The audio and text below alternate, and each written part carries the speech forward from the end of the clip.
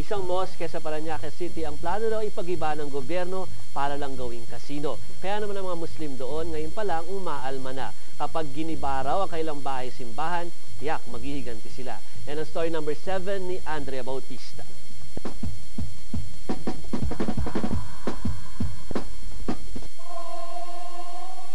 Panahon ngayon ng Ramadan pero imbis na makakonsentrate sa pagdarasal, pinoproblema ngayon ng mga Muslim sa Pasay ang demolisyon ng kanilang moske.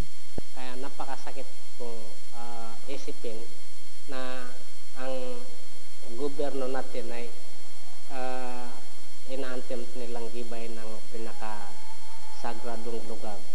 Galing mismo sa Office of the President ang demolition order. Pirmado pa ni Executive Secretary Eduardo Ermita. Tatayuan na kasi ng casino at bus terminal ang lupa at bawal sa batas ng PAGCOR na magtayo ng casino ng malapit sa simbahan. Matagal nang pinapagiba ang moske noon pang 1999. Kwento ng leader ng Muslim community dito, niluhuran pa niya ang dating Vice Presidente pa lang na si Gloria Arroyo at pinagbigyan naman daw sila na huwag i-demolish ang moske. Pero mukhang nagkalimutan na ng pangako. Talagang igigibay nila ito. We will fight to the last drop of our blood. Ang Ramadan ang pinakasagradong panahon para sa mga Muslim. Paniwala pa nga nila kapag isinakripisyo nila ang kanilang buhay sa panahong ito para sa relihiyon ay gagantipalaan sila ng Panginoon ng 70 beses. Kaya naman wala silang takot na mamatay para dito sa kanilang moske.